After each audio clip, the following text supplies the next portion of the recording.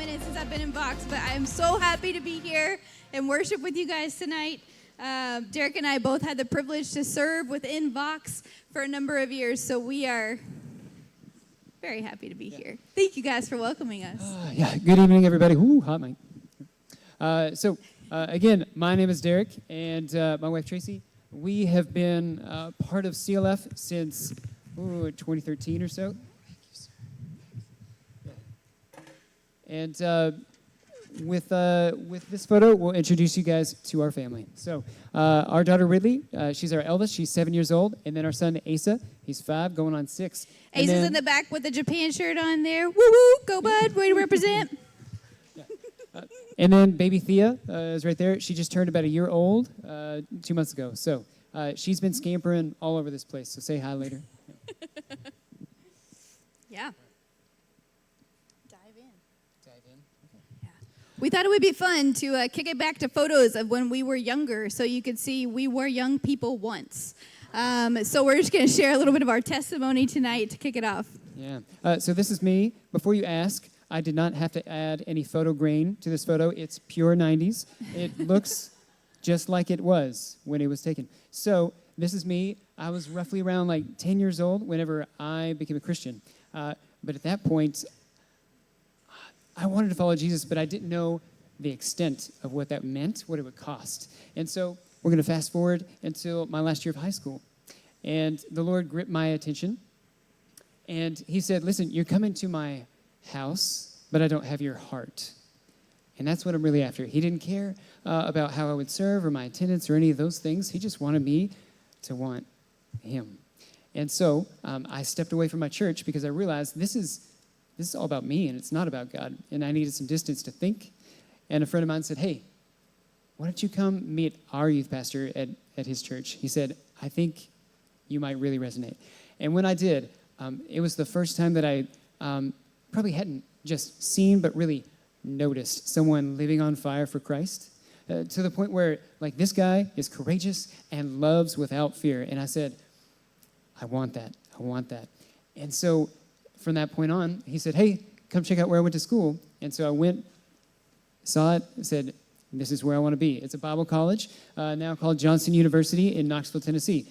And so Pastor Matt introduced us on Sunday and said, like, hey, in our household, missionaries are like superheroes. We pray for them, all that stuff.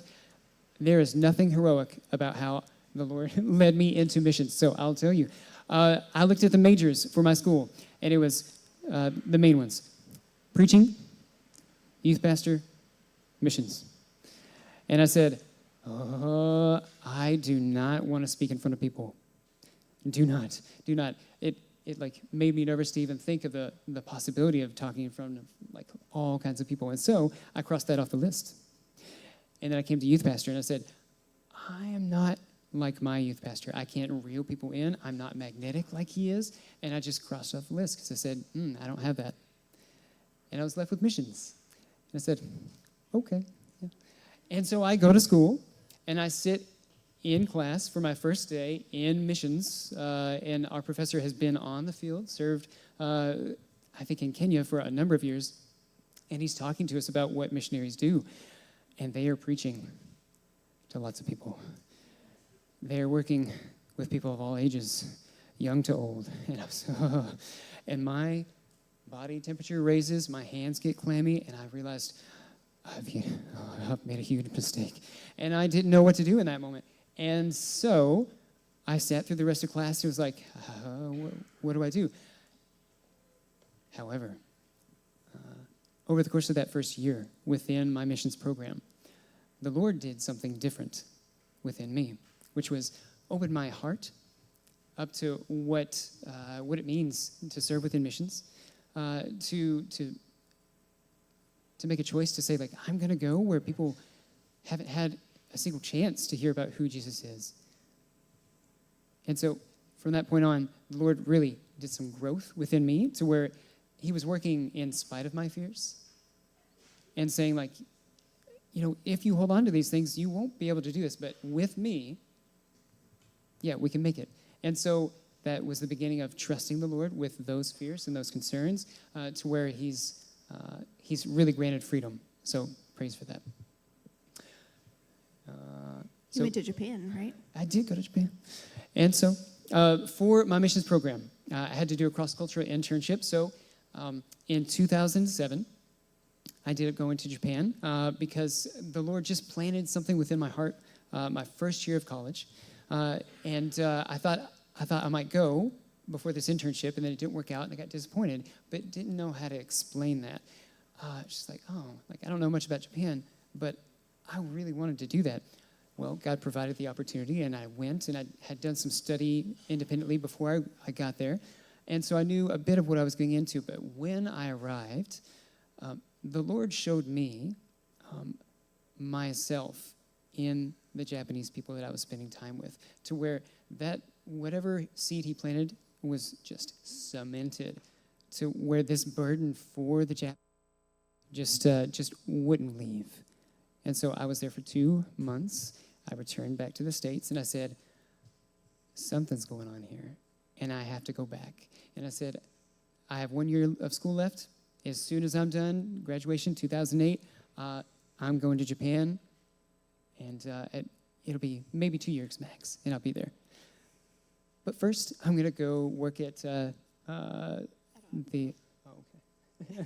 said, I'm going to go work at this camp where I used to be a camper and become a staffer because they were super cool, and I wanted to be super cool. And so I went, and that's when everything really shifted in terms of what my plan was and what God had in mind. Because he met me working at church camp, and God just rocked his whole world. And not really, but he did meet me there. And so a little bit of my story is that I grew up going to church in a Baptist church in Kentucky. We're both from Kentucky. And that was me. So I grew up going there, hearing the Bible truths, growing up. But for me, whenever I was 10, I knew that I needed salvation. I knew I needed a Savior because I did not want to be eternally separated in hell. But I would have what you would call like fire insurance. I did not make Christ Lord of my life. And so there's a bit of a phrase in Japanese. It's called ippo ippo. Can you guys say ippo ippo? Ippo ippo. It means step by step. And that is how the Lord called me into missions, was step by step. So the first was through having salvation. Whenever I was in high school, God took me to a youth conference. So I grew up in a Baptist church in Kentucky where if you clapped your hands, it was only because someone performed a special song. Worship was way more conservative than we experience here. But I went to this conference where I'm seeing these people all out living for the Lord, worshiping him with heart, mind, and soul. I was like, I want to have a passion like that, and I want to be able to give that to as many people as I can. And so I knew I wanted to go into ministry, didn't know what that would look like, but I was like, all right, Lord, I want you to be Lord of my life, not just my Savior. And so I decided to go to college to study ministry, and I majored in Christian ministries and recreation, tourism, and sports management, which is a mouthful, but there was a camp that was there recruiting my freshman year of college for summer staff, and I was like, you can get paid to like hang out with students and play games and do all this fun stuff every day. Okay, sign me up. But I did not know what I had signed up for. So when I went to camp, it was really exhausting to be serving all day long. And so just physically, mentally, emotionally, spiritually, I was just drained at the end of every day. And I would say at that point in my life, up until then, I had worked within my own strength, academically and athletically. And so here I was being completely spent and not able to get up the next day and do it. And so that summer really increased my dependence upon the Lord for my daily bread and my daily energy and strength, and really just had a tremendous amount of growth through my own relationship with Christ there. So I said, okay, I'm going to come back and work a second summer because this job is pretty cool. And then that's where I met Derek, and God had joined our paths together there for us to meet. And let's be honest, you get a bunch of young people in a room, everybody kind of sizes everybody up, right? Like, okay, who's here? And so there wasn't an initial attraction, I would say, between Derek and I. My interests were more like nails on a chalkboard to his ears. But that's okay. God had other plans, and slowly but surely during our time serving at camp, started to take notice of one another. And so Derek had like a DTR, defined the relationship, talk with me one day. and he says like, hey, I like you and I want to date you, but I just graduated with a degree in missions and I have a heart for Japan. And I'm not dating to date and have fun. Like, I'm dating for marriage. So if you can't handle that, then we don't need to pursue this, and we'll just go our own ways. But if you're interested, I would like to pursue it. And I was like, okay. Let me pray about that, because missions was not something I was thinking of at that time. I was thinking of staying here and working alongside at the camp, the conference, retreat center. And so there are two really distinct, very clear callings that I've had from the Lord in my life. And one of them was to go with Derek, wherever that would be and whatever that would look like. The Lord made it evidently clear through my prayer and worship time that was that. And so I was like, okay, let's do it. So 2 years later, after I graduated from college, we got married and joined on with an organization that was here in Florida, which brought us down here to CLF. And we served down here for about 6 years, during that time pursuing what God would have for us. And it was actually the other time that I have no doubt of the Lord clearly speaking to me was here in this Vox room to go to Japan. So back in the day, we used to have video worship because we didn't have a live band, which maybe you guys still do. I don't know. I'm a bit out. Okay, you still do that sometimes. And so during a moment of worship, the Lord, I was just worshiping God, and I looked up on the screen, and this lady had on a Japan flag T-shirt. And the Lord just hit me and the Holy Spirit in that moment like a ton of bricks of like, this is what is next for you. And so it took a little bit more processing and a bit more time for the Lord to really bring that for us both and make the path clear. But he did, and he opened it up. And in 2019, after having a couple of kids, we joined on board with an organization called OMF. And so there's a lot that goes into becoming a missionary and going overseas. But when we went, we looked like this right before we left CLF.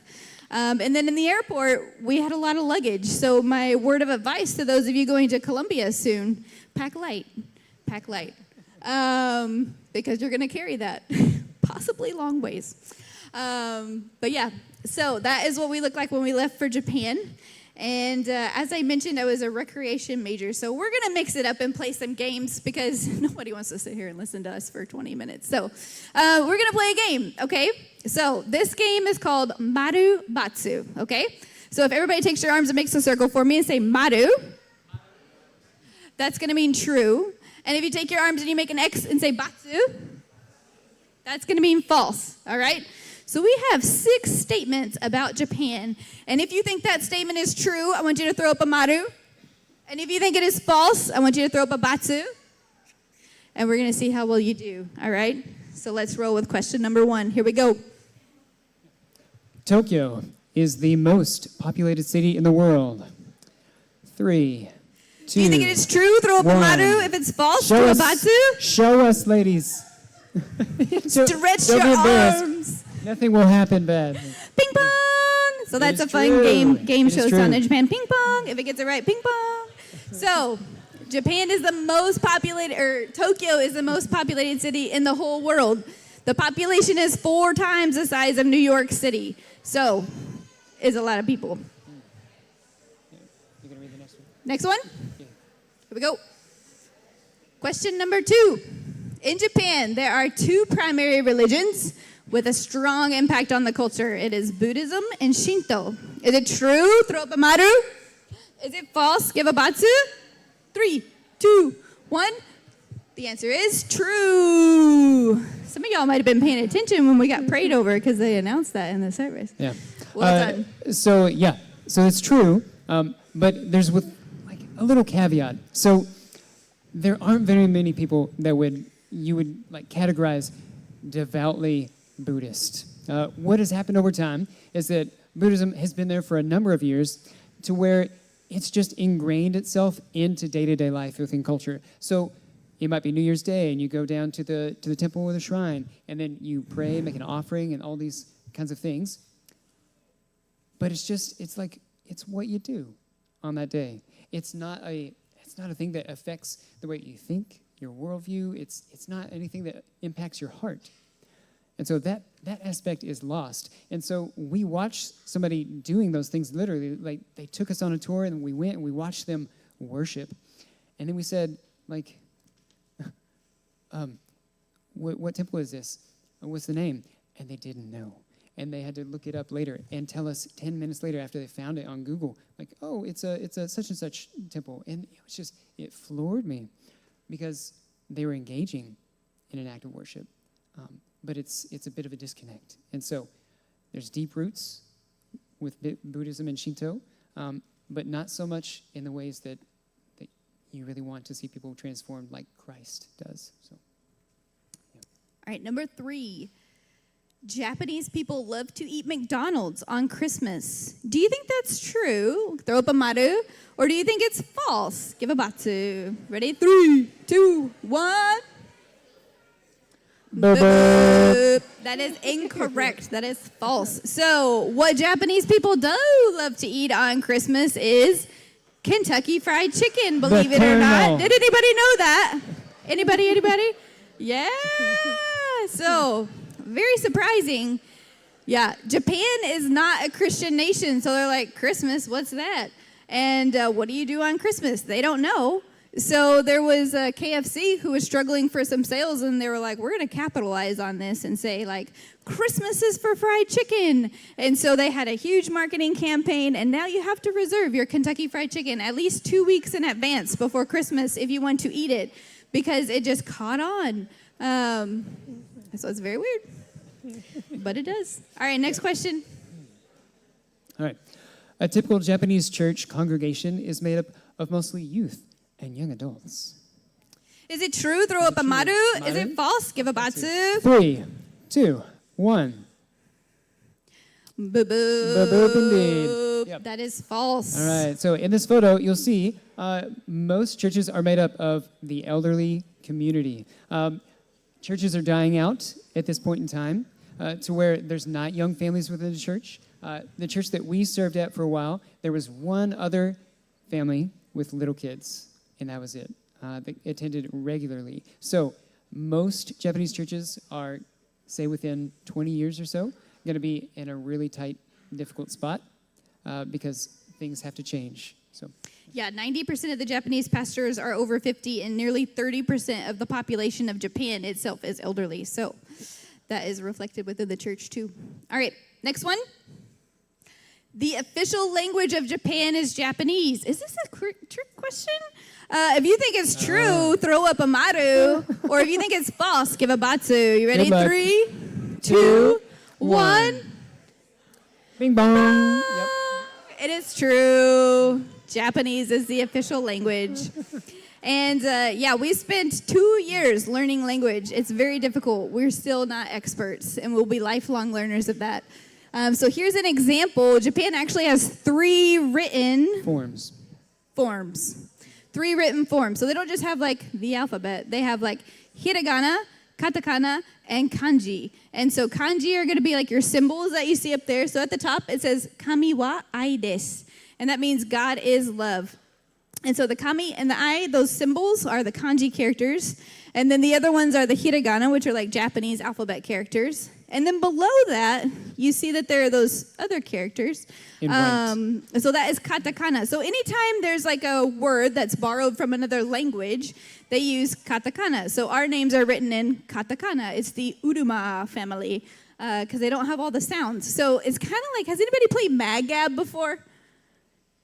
It's like an old school game. Okay. Has no one heard of Mad Gab? Never mind. So there is these symbols up here, the katakana. So that one means ta. Everybody say ta. Ta. That is ku. Everybody say ku. And she. She. And it's like a long E on the end with the dash, okay? So it says takushi, okay? So who thinks they know what that means in English? If it was borrowed from an English word, what does it sound like? Sound it out. Takushi. Any guesses? Say it louder. What do you say? Sushi? Not sushi. Not no. sushi. Takushi. Takushi. Anybody? Takushi. Any ideas? All right. I'm going to say it really fast. Takushi. Takushi. Takushi. Takushi. Anybody Takushi. have a guess? Anybody? No? No. All right. It means taxi. Taxi. Ping pong. very Yep. good. You, sir, Well are done. going to be our selected contestant. Come on down because we're going into the mini game. Very good. Awesome. We're going to be doing a mini game of can you guess this word? So you are representing this section right here. Okay, we need one person from this section to come over. Anybody? One Yep. person from this Yes. section Yep. to do Come the on up. guessing. And one person from this The section. price Who are is we going right. to get? Come on. Raise your hand if you want to come. You know you do. Come on up. If not, we will pick someone. We're not afraid. 3. Go. Oh, you're raising your hand. Great. Come on up. You got it. You got it. Do we have anybody You from got here? it. Come on. Uh, Did you get one? Miss Okay. McKenna? All right. would you do the honors, please, Miss McKenna? Come on down. Come on down, McKenna. Woo woo. All right. We need you to select somebody in this section here. Oh, I thought we already got one. No. No? Okay. Refusing. Okay. Come on. Somebody represent. If you're the most frightened, raise your You hand. will win Japanese money if you win for your right. section. That whole section Sir, will with be the redeemed. with the Stitch shirt, would you be so kind? Thank you, sir. All right. Yeah. All right. Please introduce yourself. I'm Mac. Mac is representing this side over here. Give him a hand. Cheer him on. All right. What's your name? I'm Jake. Jake. You got it. Jake is You got representing it. you guys. Come on. Cheer him on. Here we go. Your name? I'm Dylan. Dylan is representing you guys. Come on. He was reluctant, but he's here. Cheer him on. And McKenna for the far side. Let's give it up. All right. So just like we just sounded out that word, Takashi, there are going to be 5 words that we're going to go through, okay? So the person who wins the most for your section will win a prize. So give Yeah. it your gusto here. As soon as you know it, shout it out. So we're going to put it on the screen. So take a look. Derek will sound it out. And then the first person to say it correctly wins a point, okay? Are you ready? Here we go. All right. Bareboru. Bareboru. Any guesses? It is Bible not is Bible. incorrect. It is not Bible. Boba? That is Bareboru. incorrect. Volleyball. Ping pong! Somebody out here got it right away. Well done. You did. All right, 1 point here. All right, next one. All right. Hamburger. Hamburger. 1 point for this section here. Hamburger. All right, here we go. Next go. one. Cinderella. Cinderella. Shh. Ping pong! You It's their got game. it. We got 1 point for this section over here. All right. All right, we are tied 1-1-1. We got 2 remaining. All right. Radio. Radio. Any guesses? Just shout it out if you got it. Radio. Radio, ping pong! This section is leading with 2. Only 1 more round. Here we go. Well Can done, you well done. represent? All right. Yusu group. Yusu group. Who said it? Hey. Oh, Yep. Yeah. he did say it, though. You should too. have represented your section, man. Did you say? No. Wait. All right, it is youth group. Yeah. No. Not YouTube. Not Oh, you said YouTube. YouTube. Youth group. You said youth group. Very well done, Well sir. done, Well well done. done. All right. All So that right. gives you 2 points. You 2 points for your groups. That was the last one. Yeah, number 5. So you have won. Your section has won some Japanese yen. So let me give it to you, and then you can pass it out to your people. Okay. Let's give our contestants a round of applause. They did Good job, great. McKenna. Yeah. There you go. All right. Here you go. Take one down. Pass it around. Who got it? Those 2 sections tied. Over there. Yeah, you Okay. keep us rolling with the next one. All right, 1 more Marubatsu. Also, this is fake money, sorry. All right. Sorry. So done with the mini game. Back to the big game. Here we Take go. one down, pass it around. Here you are, sir. Take one, pass it along. Or you could just like rip one and pass it on. Yeah, pass them out. Do we have our next? Marubatsu, final Marubatsu. Okay. Here we go, final Good. true false. Give it your all.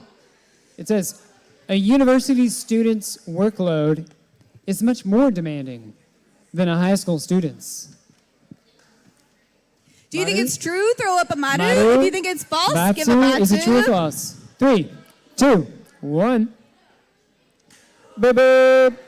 It is false. Indeed, it is false. So, here's what happens. Once you enter into elementary school, things start ramping up in terms of academics. When you're ready for junior high, you have to take an entrance exam so that you can see if you can get into the best junior high school that you can, as good as possible. You study, you cram, you work hard, and you take that entrance exam. And then after that, the next few years, you take the next entrance exam into the best high school that you think you can get into. You apply, you take the entrance exam. It's hard, it's tough, it's demanding. And so, with all this said, once you finish high school, you're at the final tier, okay? You have to take serious, like tough entrance exams into the top universities or whatever ones you pick, okay? At that point, if you do get accepted, it's like you've made it, and you just relax for a little bit. So university students actually have a bit more leisure time compared to when they were growing up, to where like life, ever since they were, say, junior high onward, was just study, do things in your clubs, your extracurriculars, like sports, things like that. And then you might go to cram school in the evening time. So even when you're done with your homework, like you're going to do extra until like 9, 10 o'clock at night, and then you ride the train home. So it's super intense, but when university students finally have made it, they have a bit of time to explore, look at new interests, find out about different passions that they didn't know they had because they had no time for anything like that. So, all that to say, big opportunity for university students because they're curious about all kinds of things, including the Bible, including Jesus. So. All right, thanks for playing, everybody. You did great. Well done. Well done. Give yourselves done. a hand.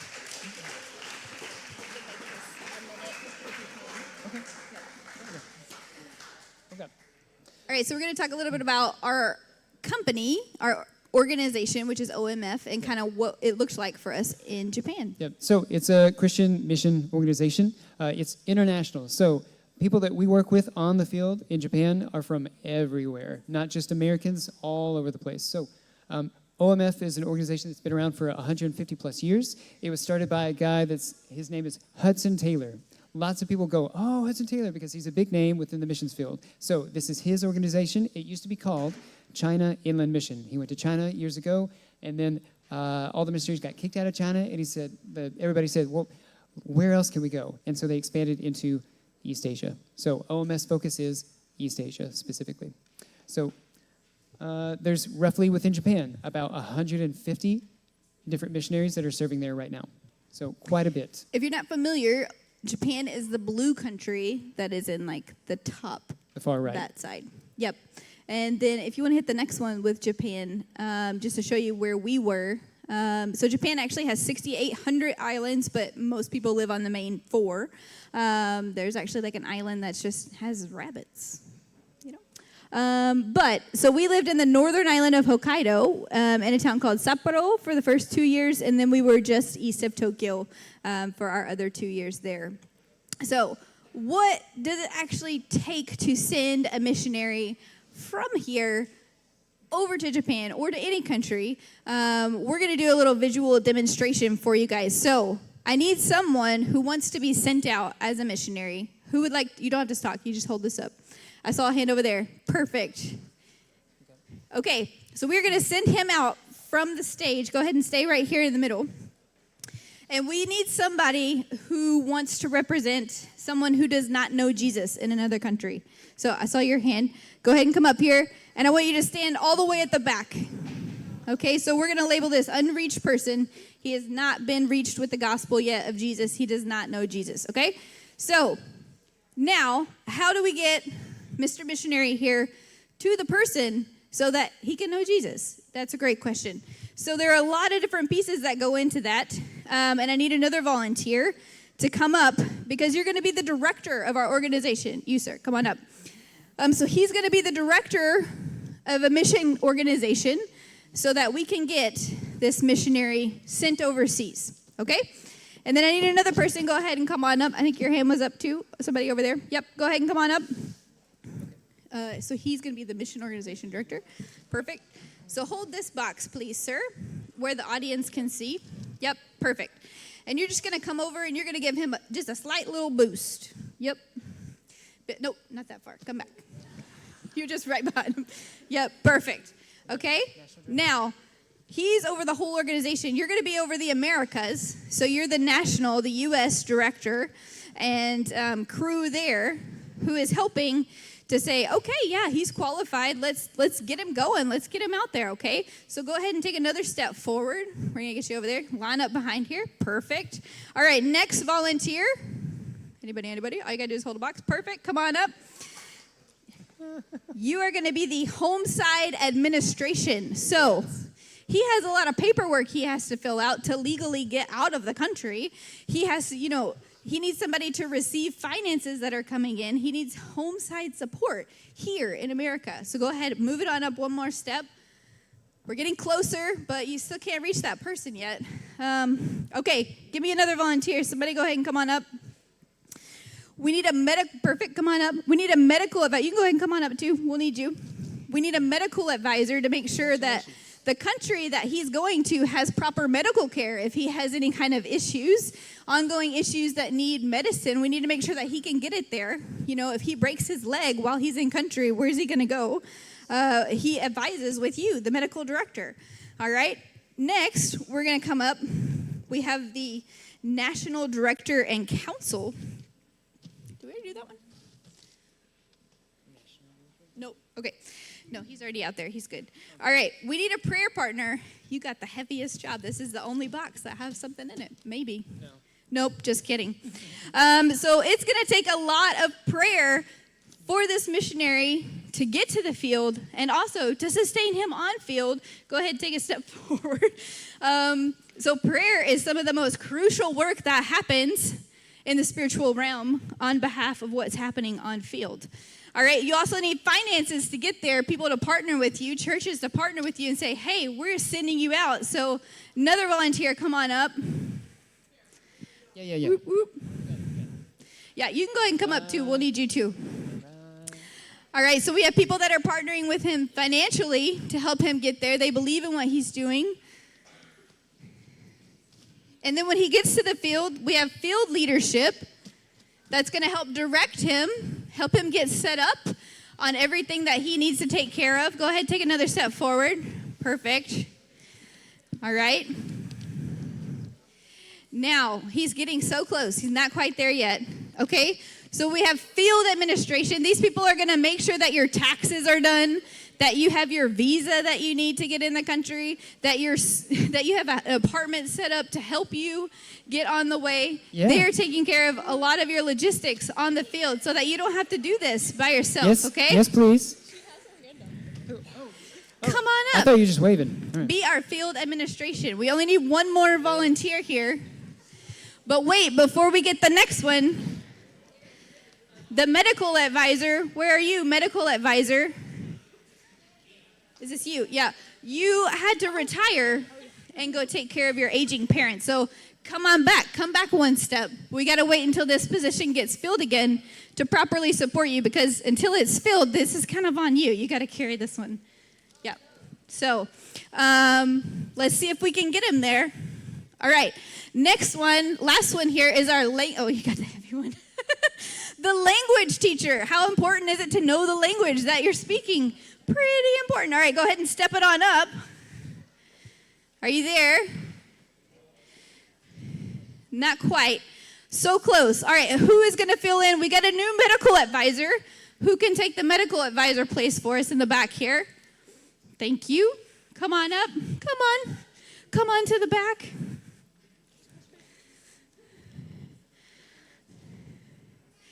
All right, you just got to hold it.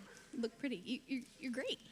All right, go ahead and step it on up. Can you reach the person with all of the crucial support that you have backing you up? Can you reach out and touch the hand of the person? Are you there? Yeah, all right. Now, Mr. Missionary, if you did not go ahead and go give him your box up there. Yeah. If you did not have all these people helping to keep you on the field and support you, you would have to have all of these by yourself, okay? So everybody go ahead and load him up here. Yeah, hold them all. See if you can do every part that is required. Balance them out. Give him success. The heaviest box is on the bottom right now. All the others are light. Go ahead and, you might need to step back a little towards the stage there. Maybe bend down a little bit to help him out too. Well, You can rearrange them, yeah. See if Yeah. you can help him hold them all.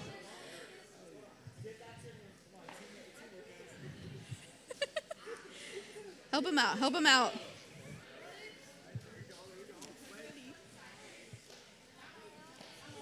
Yeah, they did make it, yeah.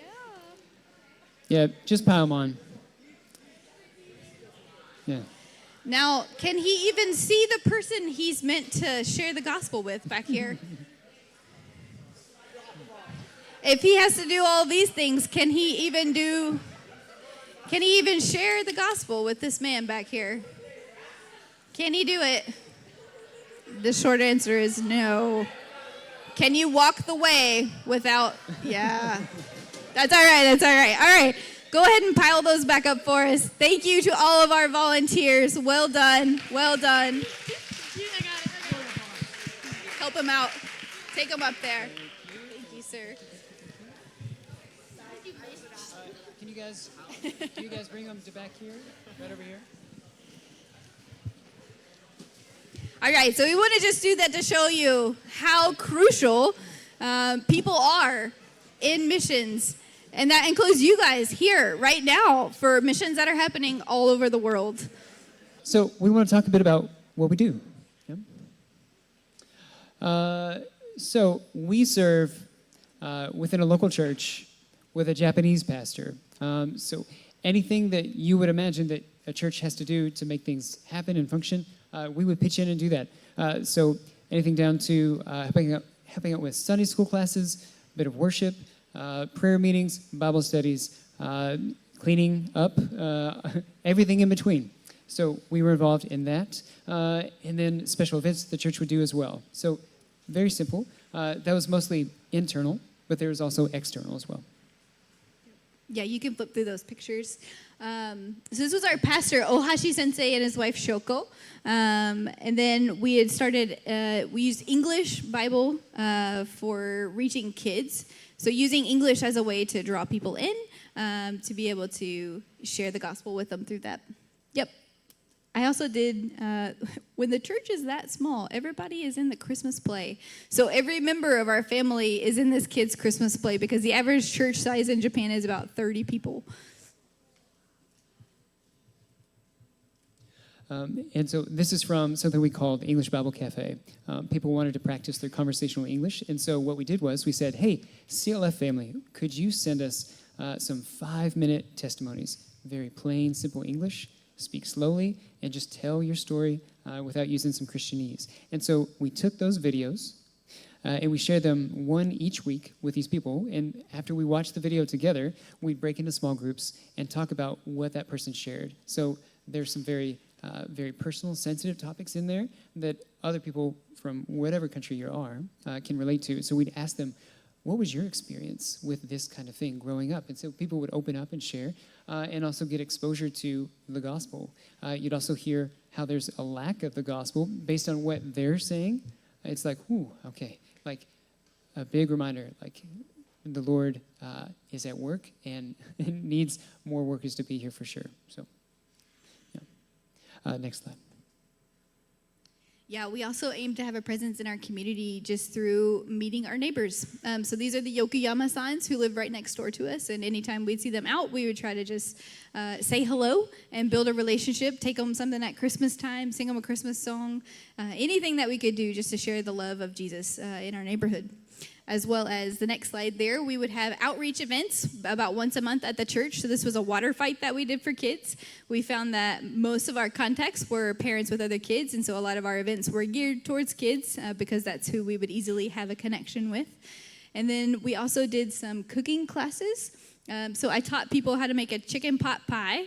as well as chocolate chip cookies. And when the Japanese see how much butter you put into a chocolate chip cookie recipe, they go, like, that's a lot. But then no one complained when they eat it. So if you know anything about Japanese desserts, you know that they're not nearly to the sweetness level as American desserts. So it was an opportunity to teach them something new, and anytime we would have an outreach event, we would also be sharing a gospel story so that people were continually exposed to the truth and the word. Next slide. And this was just a Christmas event that we had done, singing Christmas carols and making cookies. And then we would try to invite people into our home and practice Christian hospitality. And so 3 of our 4 years that we were on the field were under the influence of the pandemic and COVID, which looked a lot different in Japan than it did here. So it impacted our relationships quite a bit and people's kind of hesitancy to get together. But anytime the kids would have a birthday, we would invite people over and be able to just have a meal and share that and be able to build relationship. As well as the campus ministry for university students. So we were able to attend their fellowship event that they would have once a month and build relationships with young people and get to see what their life is like at that stage. Yep. So why do we do it? It's because of the 99% of people within Japan that don't know Jesus. That is, for a nation of 125 million, that's 123 that have absolutely no idea who Jesus is, sometimes haven't heard the name of Jesus, don't really know what's in the Bible, or perhaps they've heard that Christianity is just a cult. So there's all kinds of stigmas related to the Christian church because it gets lumped in with all kinds of other things as well. That's something that the government did years ago. They said, like, hey, anything that would be maybe called a church, so like Seventh-day Adventists and Mormons and Jehovah's Witnesses and actual cults and things like that all got labeled into church. So when someone hears the word kyokai, which is church, immediately there's all kinds of images that pop in. And so the Lord has some redeeming work to do for his church. Absolutely. Yeah. Cool. I'll tell you a story. So we really like to have people over to get to know folks. Oftentimes it was over a meal, building relationships. We did that here, and we wanted to do that when we moved to Japan. And so we were able to, as time went on, COVID restrictions kind of lightened, or people were more open to oh yeah, it seems okay to get together now. And so when we moved into our house, we made sure that the living room was really big so that we could actually accommodate people coming in. So the Lord provided for that, and we were blessed. And so a lot of the families that we would come into contact with, the people, were through our kids' school. And when we would, say, hey, would you guys like to come over? People were very enthused, very interested to see a foreigner's home. And so they were more than happy to come over. We'd spend time, have some conversation, and absolutely eat food. So Tracy's a great cook, by the way, so always great. People were really curious to just see what we were serving. And the Lord gave us lots of opportunities. And so after people would, at the end of the night, people would say, oh, we should have you guys over to our house sometime. And we'd say, oh, yes, please. Well, some time went on. And about the 3rd time or so with some of these different families that we've had over a number of times, we hadn't got an invite yet. And so time went on again, and we started thinking, I hope we get invited. Well, more time passed, and we said, I don't think they like us very much. And so, there are these feelings of doubt and, what's going on, to where, I'll be honest, my heart started to become actually somewhat, just jaded by the experience of, gosh, we really invested in this, and nothing happened. And, had no idea what to do, but I was somewhat bitter. And then that affected that relationship. I'm not saying that I was hostile to anyone, but I let it stifle the love that I was showing to people because my expectations weren't met. And so later on, we had a conversation with some friends of ours that are a Japanese Christian couple, and they're super great. And I told them about what our experience was, and both our friend and his wife chuckled a little bit, not at my expense, but because when I explained the scenario, it's what's going on? They knew the dynamic. And they said, here's the deal. In Japan, it's not a thing that people will invite you into their home because it's it's a very personal kind of thing to where like it's just not part of culture is what they said. And I just sat there, I was like, what? Like why not? You know? They said they would. They said they should have us over. And they're like, well, to be honest, they're being polite. They don't want to be offensive to you, so they'll say what they think you might want to hear. It's like, that almost feels like lying. But in Japanese culture, it's more about what they call saving face, maintaining that relationship with people. Even if it means I'm going to be dishonest, at least in that moment, we've maintained that relationship, and now we go our different ways, and everything is still okay if you play the game right. Well, I didn't know we were playing a game like that, and I was very disappointed to the point where in that moment, I said to our friends that were explaining, they said, don't be discouraged. I said, so it doesn't happen? They're like, yeah, it happens. But then our friend Moe, the wife, she said, but I can't remember a single time when I was growing up and someone invited us, or like that we invited someone to our house to have dinner. I was like, oh. And so in that moment, she said, don't stop loving these people because they need Jesus. And the simplicity of what she said hit me. And then the Holy Spirit hit me. And it was like, oh, golly. Because I realized that when my expectations weren't met, I started showing a bit of what you would call the opposite of love, which someone told me years ago, it's not hatred, it's actually apathy. Where you simply don't care for that other person. You don't show value to that other person and acknowledge them and love them and show them any sort of warmth. And so I had some real growing to do from that point. And the Lord did do some good growth, and I made a turnaround with that and said, like, I remember this lesson that a mentor taught me. And that mentor had said years ago, and I remembered at that moment, he said, Derek, you can freely love others when you have no expectation of getting anything in return.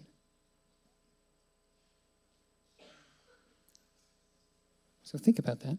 Like, you can freely love people if you don't care what's going to happen, and you just show them Jesus and you just love them. That's what my mentor was saying was, regardless of circumstances, we have a responsibility as believers to love people, even if they reject us, very much like Jesus was. And I realized I was not loving people like Jesus, which is unconditionally, with that chance of being rejected. So my hope and my prayer is with this, that you guys will be encouraged and reminded, okay, whatever happens, it's still okay, and I should press on.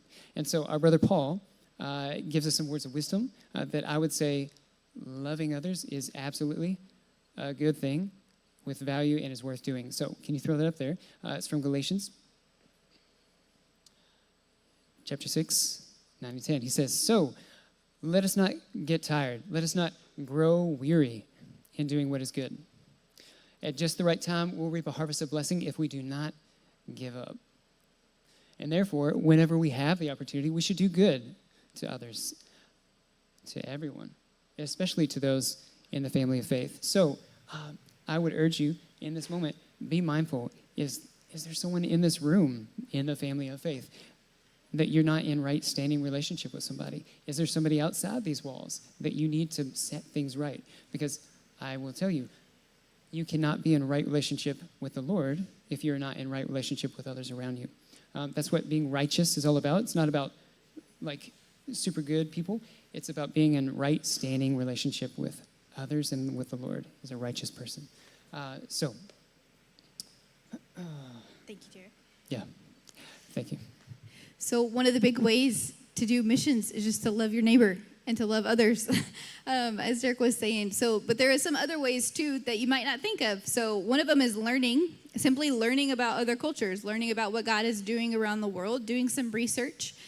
Mobilizing is helping to spread the word about what God is doing. Those of you going to Colombia, when you get back, you can help to mobilize by just sharing your story and sharing your testimony with your friends of what has happened, what God did. Then also welcoming is welcoming those who are not living here foreigners that have come to America, making them feel welcome. I'm sure everybody can relate to how it feels to be an outsider. It's the same for new people who come and move here. This isn't their home country, and it's hard. And so we experienced that living in Japan. It's hard to be someone new, someone who doesn't fit in. So just welcome them, become their friend, help them if they need help understanding something or going to the grocery or simple tasks. As well as sending. So sending could be financial. It could be encouraging people that you know that are going. Those going on the Vox trip, write a note, write a scripture card for them to read every day. Just helping to send them out with love and encouragement. Go yourself. And then pray, which was what I would say is one of the most impactful ways that you can partake in missions here, right now. The prayer of a righteous person is powerful and effective. And the battle that we have is not against flesh and blood, but it's against the spiritual forces of evil that are in the heavenly realm.